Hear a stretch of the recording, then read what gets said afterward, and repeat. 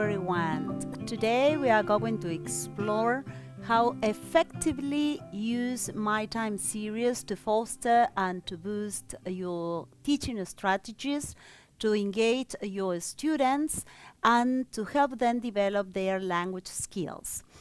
We are looking at the flexibility of the student's book, how to incorporate different digital resources, and how to adapt the methodology according to the different age levels that we have from 6 to 11 years old. So much so, let's get started. Now let's focus on the workshop objectives. So the aim of this workshop is to understand how to adapt the series according to the different age groups, how to refresh and why not learn some more strategies and techniques to incorporate in your classroom and when designing your lesson plans, and to discover and learn certain techniques when working with digital resources in order to engage your students and revitalize your lessons. So let's start with the series flexibility and resources. To understand the series flexibility is a must. This series is being designed to be adaptable according to different classroom settings. So it can be used for those courses in which we have 2 hours or 3 hours per week to more extended classes. So how to adapt the series according to our reality. As you can see, the student book provides a very comprehensive content, and that is our core objective. When we talk about comprehensive content, it means the vocabulary, grammatical structures, language functions, as well as topics and themes that are aligned with the Common European Framework according to the international standards. And also the student's book comes with appendices for extra practice. You can see that the appendices, to mention some of them, the projects, workbook, and digital resources that you can find online, and also extra activities that are provided or suggested in the teacher's book. One thing that I going to emphasize is what to do in class. So my question is, think about your own classes. Do you have time to extend or to adapt? So according to your reality is the way that you are going to use the book.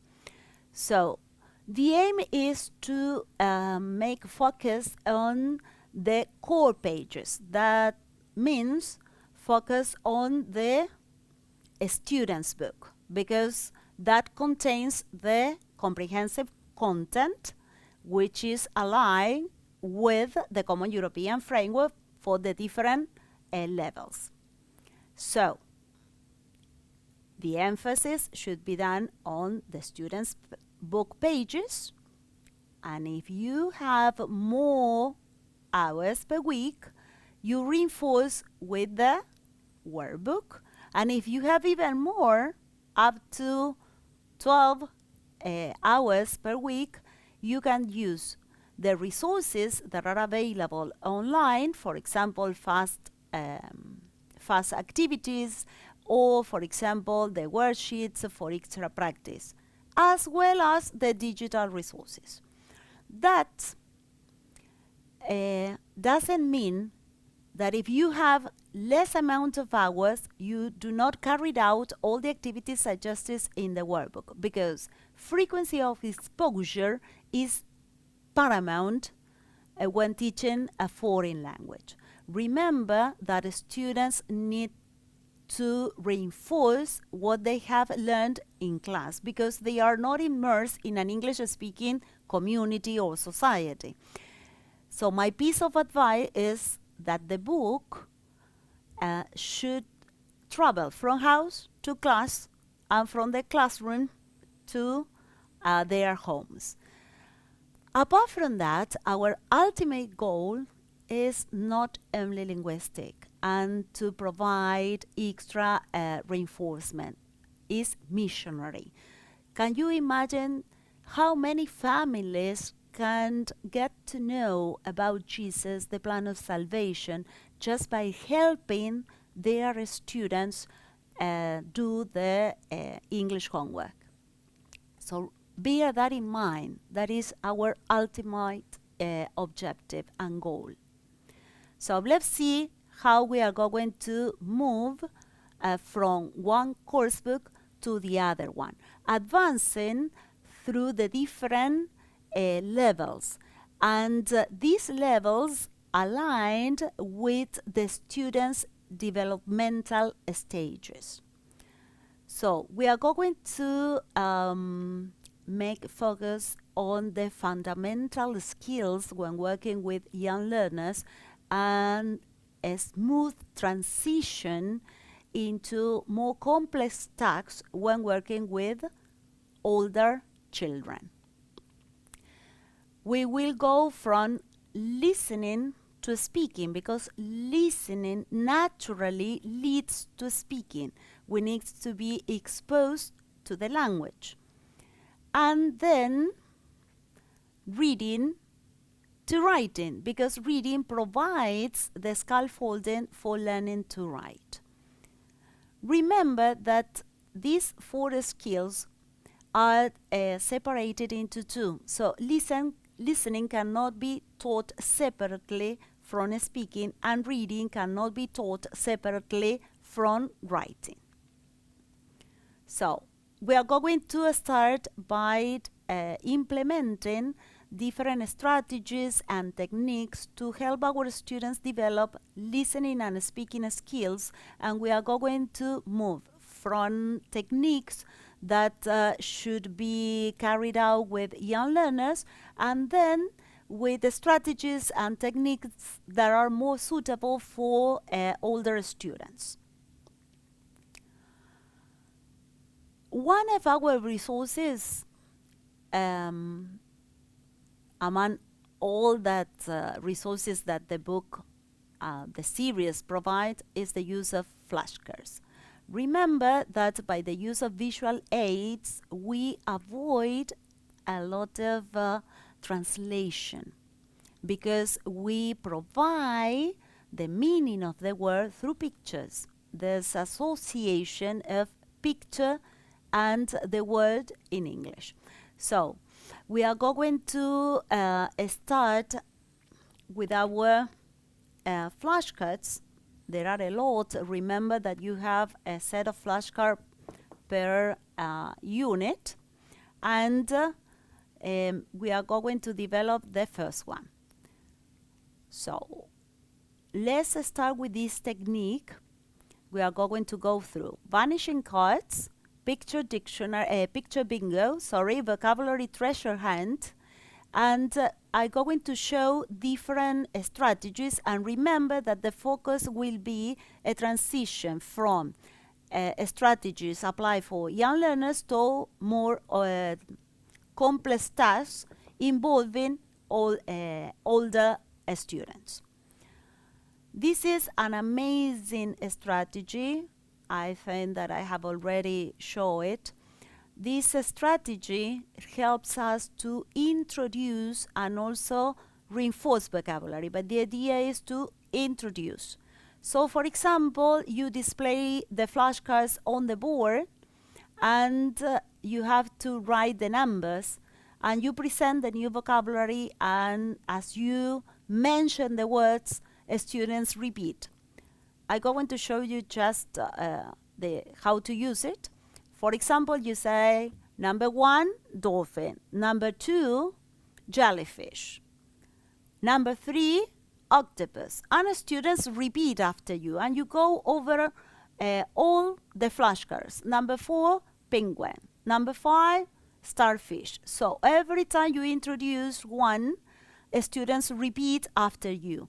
In that way, you model and correct pronunciation for the students, and they start learning the vocabulary. Then, the second way for repetition is not to point and have students repeat again, but you say, for example, number 1, that's why the technique is called vanishing cards, because the card disappeared. You removed the card from the flashcard. So number 1, and students should mention the word. Then you continue. Number 2, jellyfish. Number 3, octopus. Number 4, penguin. Number 5, starfish. Then you say number 1, penguin. Number 2, jellyfish. So you draw your student attention to mention the flashcard that was removed till you finish with all of them. So at the end, they learn a whole set of vocabulary. Now let's move to, let me show you another technique with little kids is bingo. So you design a bingo grid, as you can see, just for you to see it. I have this one to complete. So students select from the 9 flashcards that they have, they select 6 cards at random, and the teacher starts calling out the flashcards. So as soon as they listen the subject that was mentioned, they checked that they have it. The first one to finish calls bingo, right? What I want to emphasize then is another. As you can see, I'm starting with very common vocabulary because I'm moving from young learners to more complex vocabulary. So here we have a school object, and that is the treasure hunt, vocabulary treasure hunt.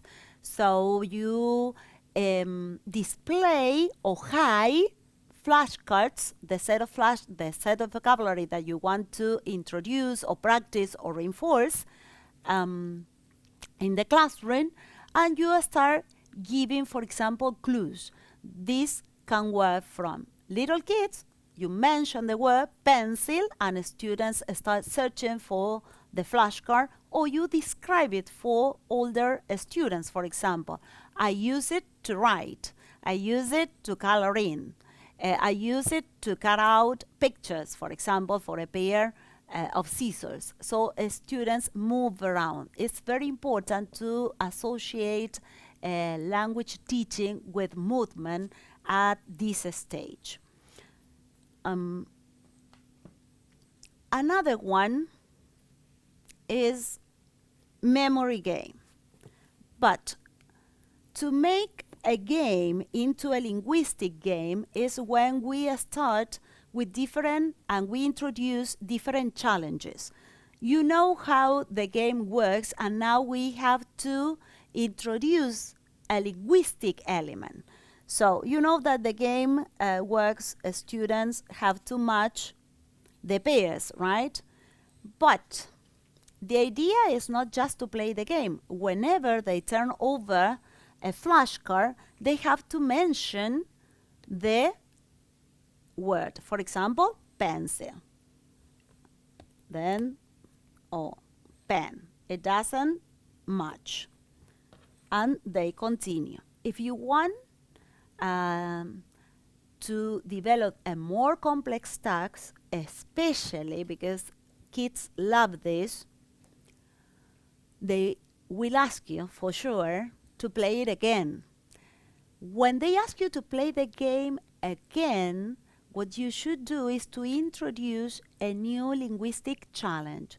So this time, they do not have just to mention the pair, for example, pencil or pencil.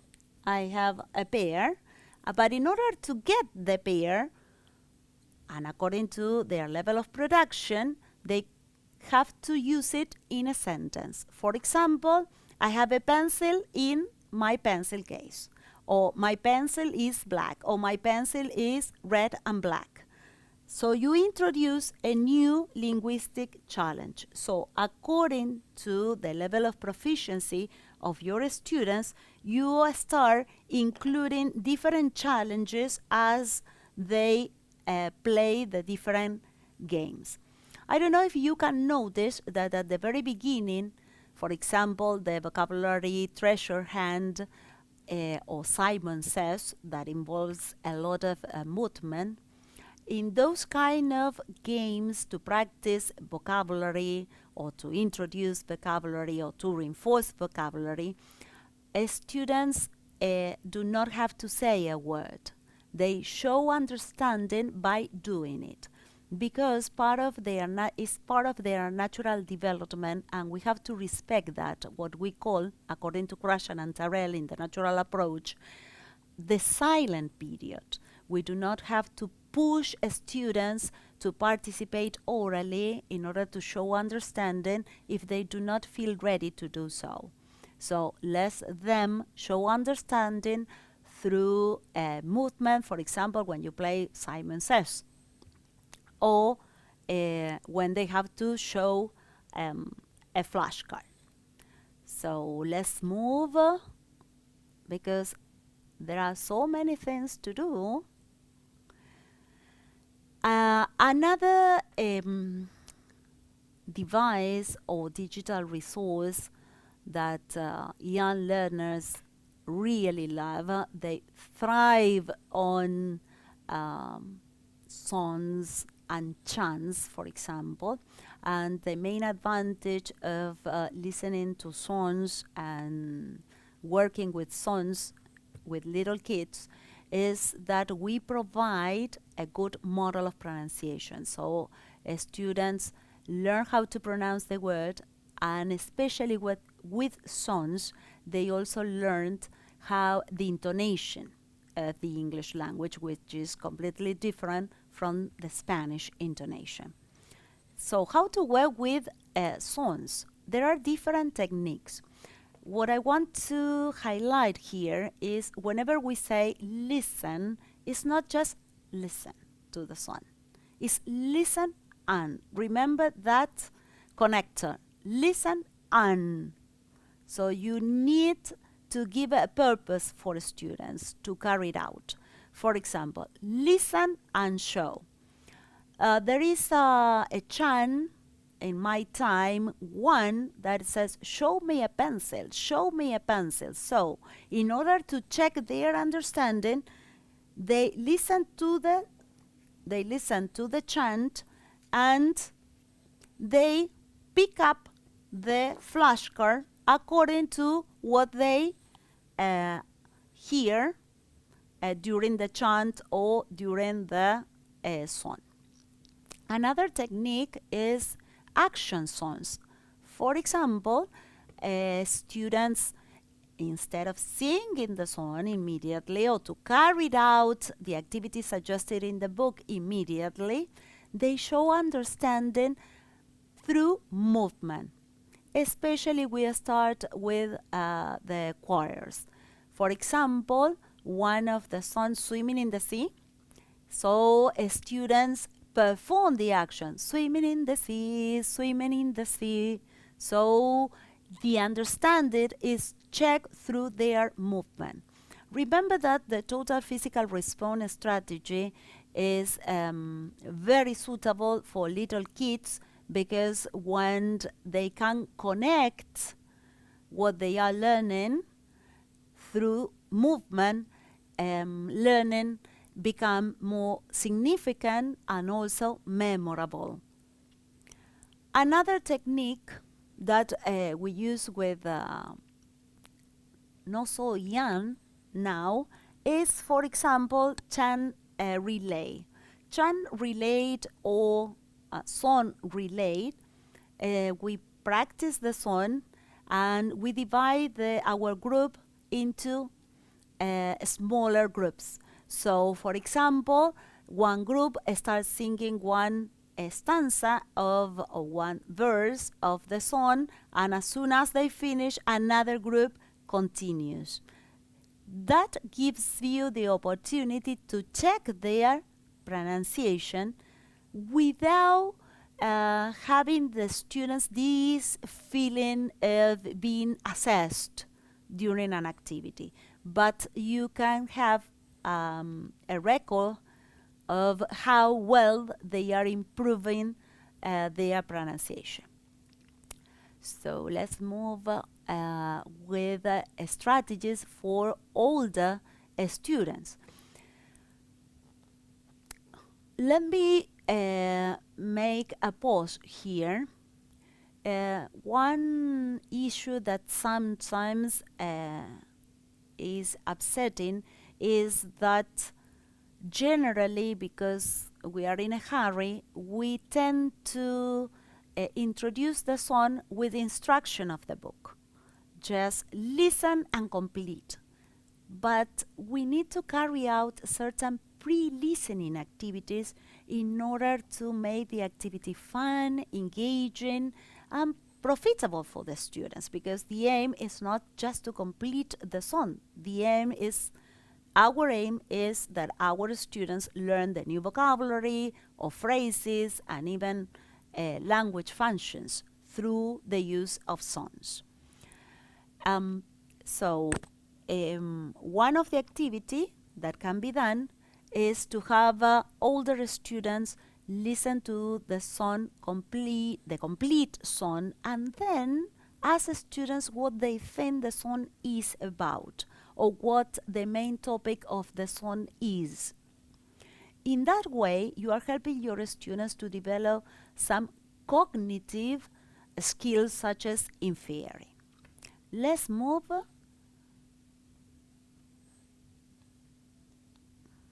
Okay, I'm sorry.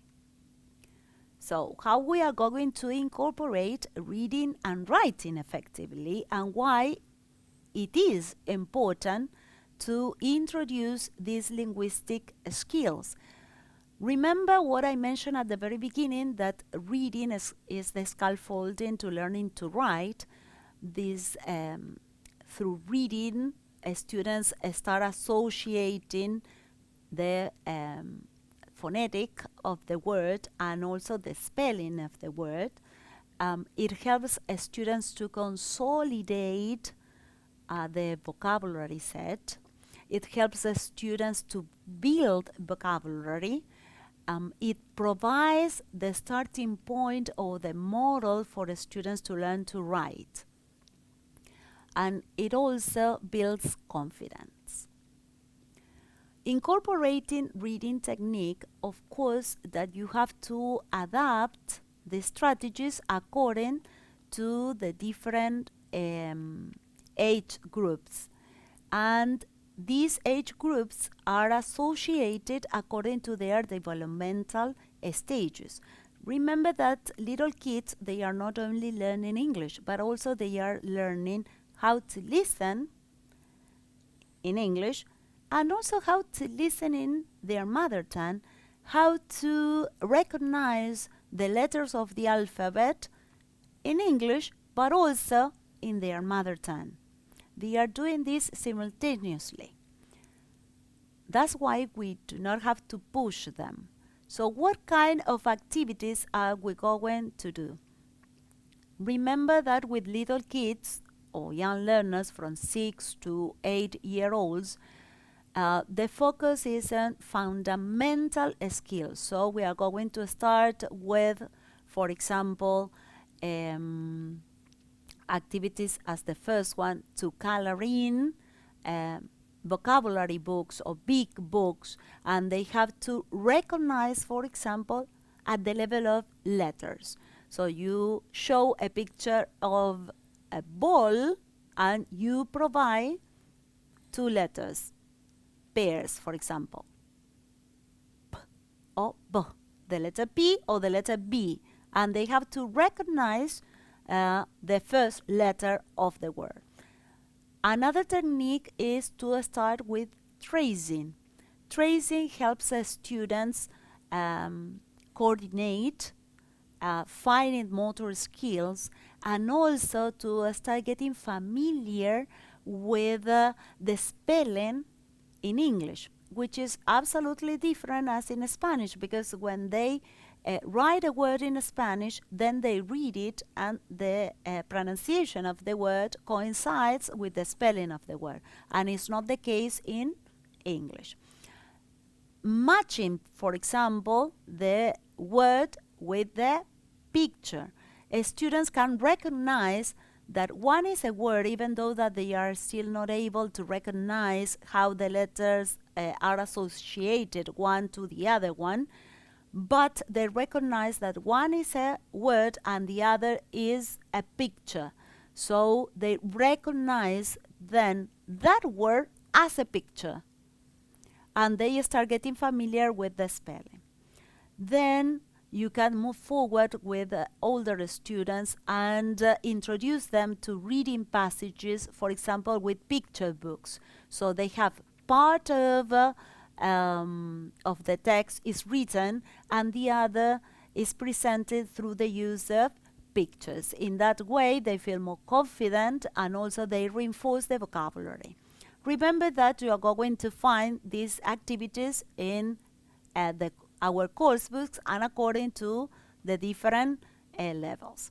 So when incorporating reading and writing effectively with older students, we have to be very smart when designing the lessons, because we have to provide activities that are significant for them.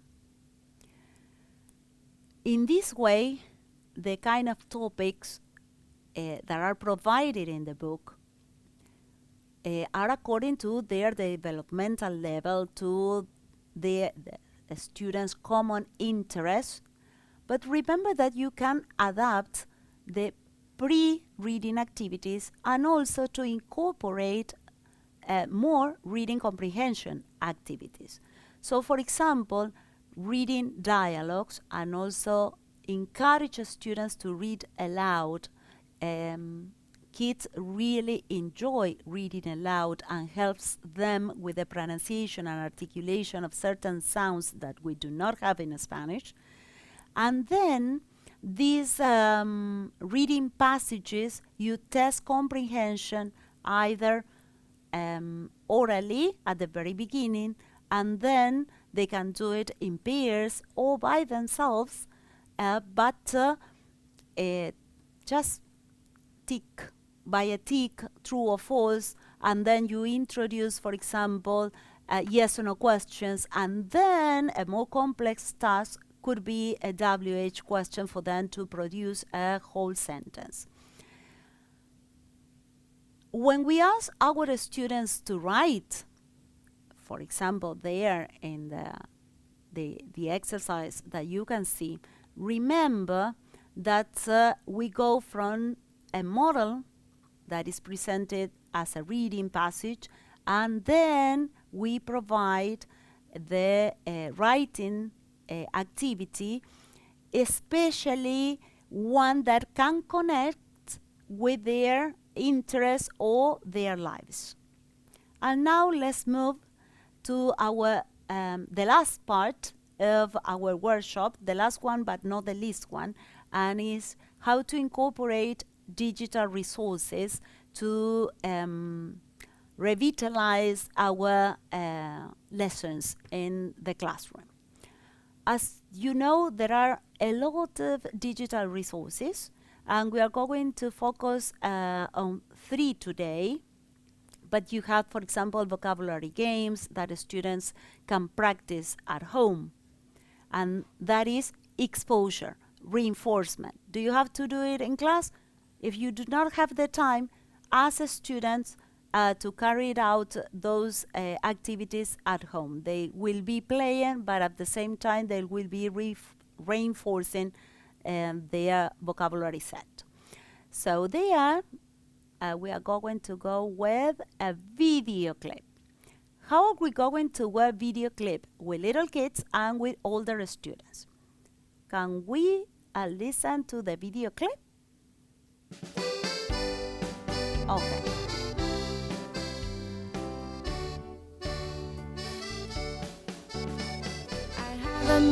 For example, with young learners, they are not able to read, so they are going to see the picture, and as they see the pictures, they can infer what the song is about. But with older students, they have the subtitles, so we help them to pace the intonation. They can read and sing while they are watching the video. So with older kids, they can watch the video and infer what the song is about. Another technique is, for example, this is a karaoke version video clip. So you can make competitions in class. You divide the group into 2 or 3 or 4, so they compete one another just by starting with the first part of the song and the other group with the second part of the song. Let me tell you that these video clips are amazing to invite parents for an open class, and you invite parents to sing along with their kids. I told you that to move from simpler to more complex tasks, after that, you can involve the students to create, to write. This video clip is about personality and also physical description. So one of the activities that you can ask after working with the song, after working with the clip, is to have your students to write a description of their best friends, just by asking them, what does your best friend look like and what is your best friend like, so that they can practice the new set of vocabulary and this language function of describing physically and also personality traits. So I have just some more minutes. When working with songs, one thing is paramount. We have to introduce the vocabulary first. I think that we do not have time now to go to interactive vocabulary page in which you introduce the vocabulary. You cannot ask your students to complete the song if they do not know the word. So it is essential as part of your job and responsibility to introduce the vocabulary first through flashcards, through different games, and then to introduce the song.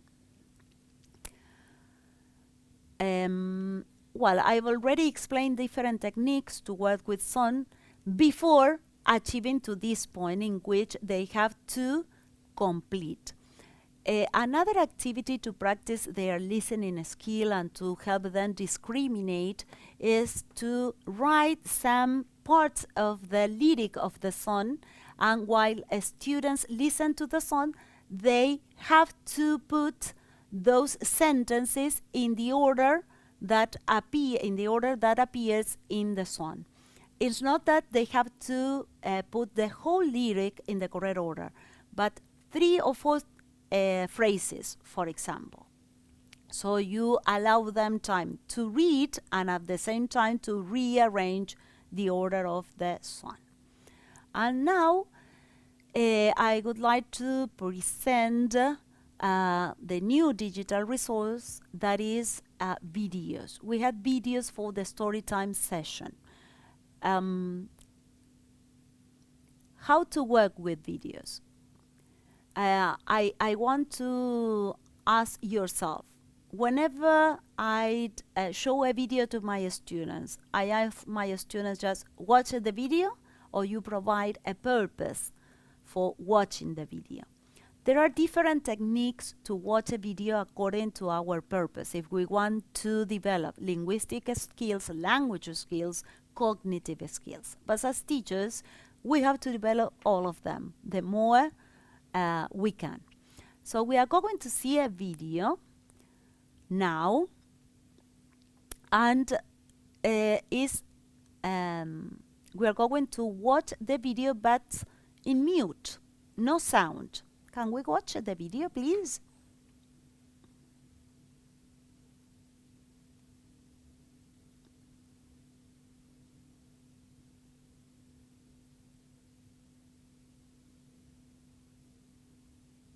The idea is to cover the written words, right? The idea is to cover them. It's not possible to do it on live, but you can do it by covering that part on the screen, right? Before showing the video, you have to pose the questions. For example, watch the video and tell me what the story is about. Or, for example, up to there, please. Can we start again? For example, you may ask students to watch the two first scenes of the video. Let's stop there.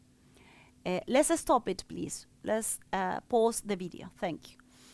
The idea is that students can watch the whole story, and you ask if they remember any story from the Bible about these characters, about the situation, or you can have your students watch the first two scenes in order to have them infer what the story is or what the topic is.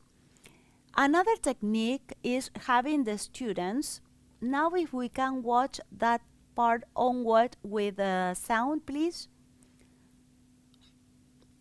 Martha and Mary are sisters. They are very happy because Jesus is coming to their house. So my question for my student is to pay attention to the feelings of the characters. Tell me more before you go. So according to the feelings and the sound and emotions, and I'm baking by the bread in a observing, few so you minutes. help the students to develop observation bread is skill ready, and also I'm to laying the pay table. attention. I think that we do not have a sound. But for example, look at the face. How Martha does is not Martha happy feel? with Mary and says, I'm too busy cooking and doing the chores. How does Mary, help me, Martha please. feel? Thank you. Up to there. It's okay. Up to there. So, how does Martha feel? So, as you can see, there are many questions that you need to pose before introducing students to the story. So, we are going to use videos to help them infer the topic, infer the story. Another important strategy is to listen to the video in mute, and you have your students to create the dialogues using the language that they have already learned throughout the whole unit. And then after that, after inferring the mood of the story, then you start introducing more specific comprehension questions, so students feel engaged in the story. Even you, for example, can have your students move when you mention, or in the video is mentioned, certain natural movement, for example, and the wind blows. So whenever you hear the wind blows, you blow. So students are paying attention and developing their listening skill for details, and they perform the action. That is another way to keep the students' attention, especially with working with very little kids. So let me tell you that working with kids is amazing. This series is a tool for you. Remember that it's been designed to be adaptable. You have to adapt it according to your reality. I showed you very briefly where to put the focus on. Whatever you do in your classroom matters.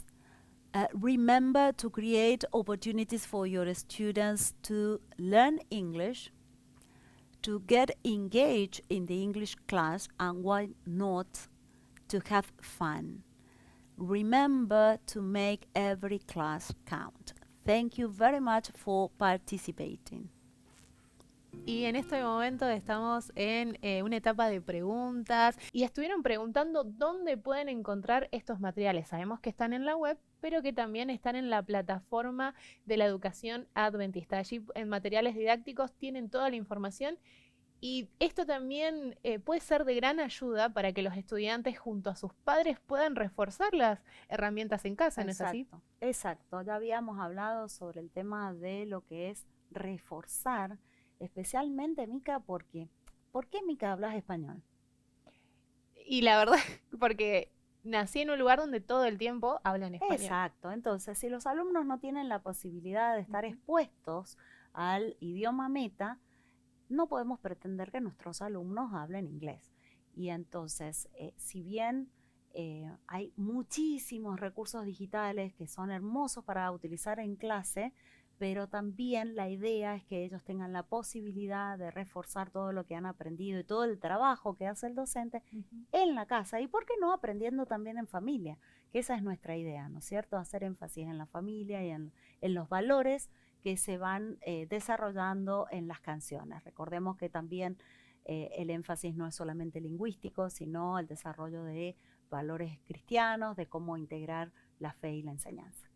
Y eso es algo importante para resaltar porque al fin y al cabo es la característica principal de nuestros libros, ¿no es así? Que por medio de la educación le brindamos a los estudiantes también un mensaje de salvación a ellos y a los padres.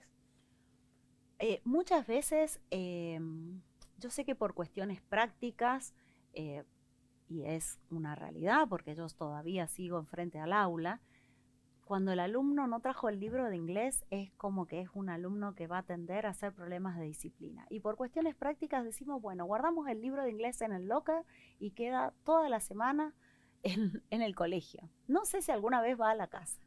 Y entonces se pierde esta posibilidad de reforzar el idioma, pero sobre todas las cosas, el idioma es la excusa. Nuestra misión es otra, es hacer conocer el mensaje de salvación y el amor de Jesús. ¿Cuántas familias se pueden beneficiar del plan de salvación ya por la curiosidad de escuchar la historia bíblica? Me parece que vale la pena que el libro vaya y vuelva. Así es, y pudimos ver en este caso en la historia de Marta y María cómo por medio de una historia bíblica pudieron aprender en inglés, ¿no? De Dios en otro idioma. Y así van reforzando y todos estos materiales, reiteramos, profe, no solo lo pueden encontrar en la página de ACES Educación, que allí pueden encontrar todos los audios, que eso fue una pregunta que surgió en el chat, sino que también los videos, asimismo en ACES Educación, pero en la web podrán encontrar en YouTube podrán encontrar todos estos videos que fue mostrando a lo largo de la capacitación y asimismo también reforzamos que en el portal de la educación adventista allí está todo, los audios, los juegos también, porque hay juegos que incitan al estudiante a aprender, ¿no es así? Exacto, a aprender, a reforzar, hay juegos para practicar el vocabulario. Como mencionamos, la serie va realizando una transición de habilidades fundamentales, simples al nivel cognitivo y el desarrollo de los alumnos y se van complejizando. Entonces estos juegos pueden ser al principio reconocer el vocabulario, en otros casos ya armar oraciones, cómo reconocer y jugar armando oraciones, que es muy diferente, Mica, cuando nos ponen a completar oraciones en el libro. No sé hasta dónde eso se transforma en algo comunicativo, que el alumno se pueda apropiar. Hoy en día, como mencionaste, los alumnos son nativos digitales y qué mejor hacerlo con algo que sabemos que es un producto cuidado, con los valores cristianos de nuestra filosofía. Así es, profe, así que los invitamos a revisar, a ver un poquito sobre todos los materiales que tenemos allí en la página del portal de la educación adventista. Si no encuentran alguno de los materiales o no pueden acceder a los libros, pueden acercarse al gestor de su institución para que lo ayude a encontrarlos.